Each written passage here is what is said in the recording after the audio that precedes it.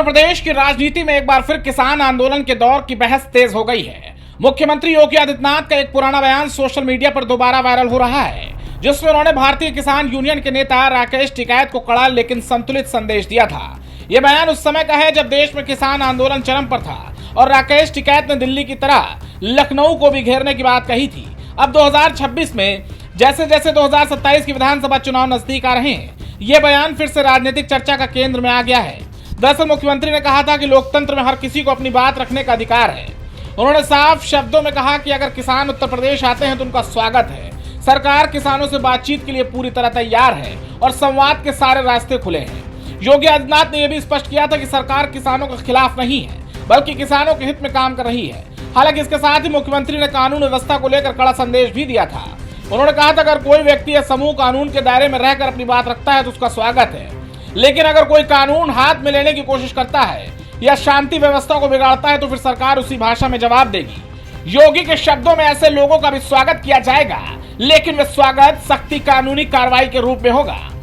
इस बयान में योगी आदित्यनाथ ने दिल्ली और लखनऊ के फर्क को भी रेखांकित किया। उन्होंने कहा कि देश की राजधानी दिल्ली और उत्तर प्रदेश की राजधानी लखनऊ की परिस्थितियों में अंतर है। दिल्ली को घेर लेने का मतलब ये नहीं कि लखनऊ में भी अराजकता फैलाने की इजाजत दी जाएगी। उन्होंने इशारों में साफ कर दिया था कि उत्तर प्रदेश में कानून व्यवस्था से कोई समझौता नहीं किया जाएगा।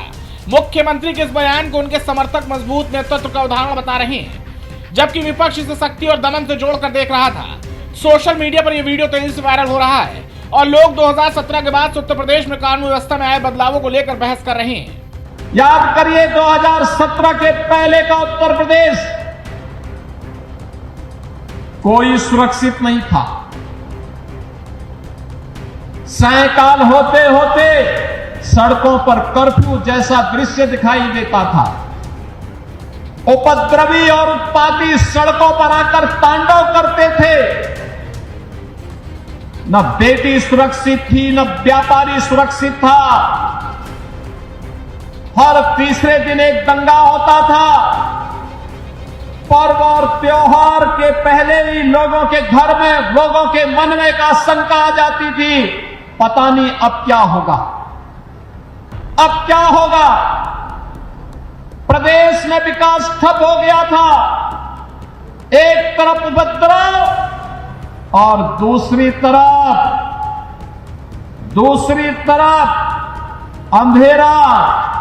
इन दोनों के बीच का समन्वय था समाजवादी पार्टी और पहले की 2017 की पहले की सरकारें। योगी आदित्यनाथ अक्सर ये दावा करते हैं कि 2017 के बाद उत्तर प्रदेश में दंगे और बड़े आंदोलन लगभग खत्म हो चुके हैं। उनका कहना है नो कर्फ्यू नो दंगा अब यूपी की पहचान बन चुकी है। इसी संदर्भ में वे कहते हैं कि उत्तर प्रदेश में अब सब चंगा है। उनके अनुसार मजबूत कानून व्यवस्था की वजह से आम जनता, किसान और व्यापारी खुद को सुरक्षित महसूस कर रहे हैं। किसान आंदोलन के दौरान राकेश टिकैत एक बड़े किसान नेता के तौर पर उभरे थे। उन्होंने केंद्र सरकार के खिलाफ मोर्चा खोला और लंबे समय तक आंदोलन का नेतृत्व भी किया। राजनीतिक जानकारों का मानना है कि 2027 के विधानसभा चुनाव से पहले ऐसे पुराने बयान और मुद्दे बार बार सामने लाए जाएंगे। एक तरफ जहां भाजपा योगी सरकार की कानून व्यवस्था और किसान योजनाओं को अपनी बड़ी उपलब्धि के रूप में पेश करेगी, वहीं विपक्ष किसानों की समस्या और आंदोलनों को चुनावी मुद्दा बनाने की कोशिश करेगा। कुल मिलाकर मुख्यमंत्री योगी आदित्यनाथ का पुराना बयान सिर्फ एक वायरल वीडियो नहीं रह गया, बल्कि आने वाले चुनावों में पहले उत्तर प्रदेश की सियासत का अहम हिस्सा बनता जा रहा है। यह देखना दिलचस्प होगा कि 2027 के चुनावी रण में किसान आंदोलन और उससे जुड़े नेता किस तरह की भूमिका निभाते हैं। Desk report, prime TV.